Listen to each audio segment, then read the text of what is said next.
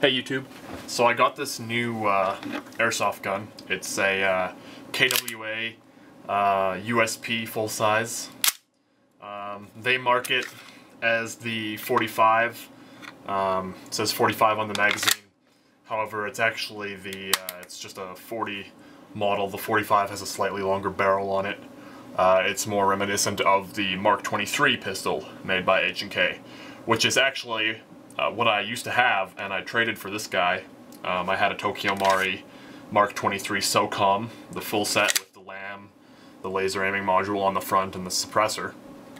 However, it was a non-blowback gun. This is gas blowback, so as you can see, the slide actually locks back with the magazine.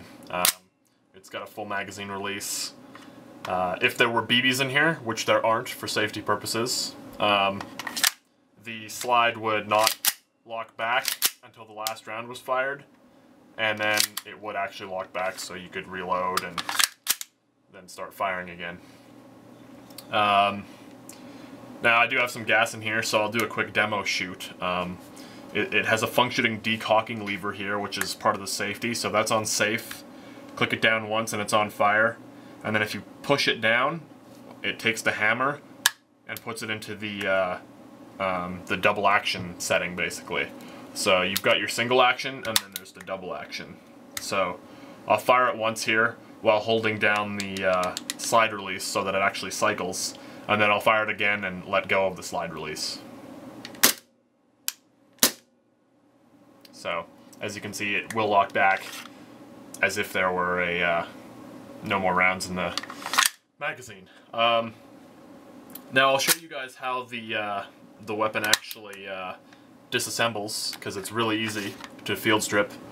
You take your magazine out, then there's this button on the side here which actually connects to your slide release, and it basically what you do is you want to be pushing this in and then lock the slide, and you'll see it fell out here, and then you just pull the slide right off the lower receiver, and then you've got most of your internals are in here. You've got your trigger assembly and stuff in the lower, but everything that actually operates the gun is in here. So you've got your recoil rod here, and then you've got the outer barrel assembly here, and then the inner barrel assembly here, which also has the hop up and everything. So that's pretty much how you field strip this gun. The rest of the gas system is in here, but it requires tools to remove, so I won't go into that. It's literally that easy though. And reassembly is pretty easy as well. The hardest part is just lining up the recoil rod with that hole in the front of the slide. And then there's a little pin on this piece here with the slot, and you have to line that up with the recoil rod as well.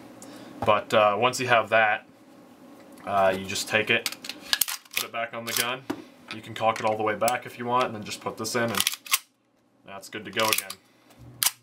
That's how easy it is.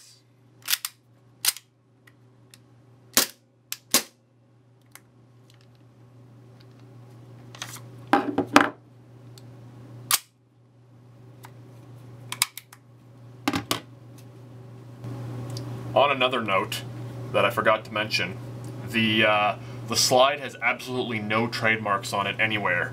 When I got it, it had a made in Taiwan sticker on here, but that's it. There's no trademarks on it like the real one. I'll show you a picture right here, and that's the shooter design slide. Basically it has the actual Heckler & Koch trademarks on it, but this one does not have anything on it. You may notice it's kind of hard to see, which I really like. This is actually a transparent lower receiver, and the reason for that is because this gun is Canadian legal, basically.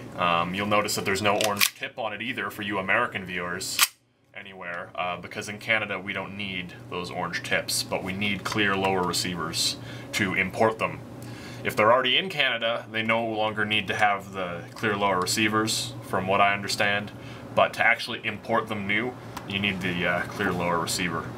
And it's not even really clear, it's like a really smoked or tinted clear plastic, and it's the same material that's used on the real one, or not the real one, but the actual black model, so it feels identical and it weighs just the same. I'll show you with my phone here.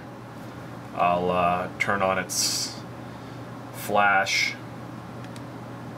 and shine it kind of through it, so you can kind of see it's it is semi-clear, but it is very hard to tell, and when you've got the magazine in it, it's almost impossible to tell, and you're gonna have your hands along most of this the clear bits anyway. So yeah, it's really quite hard to tell.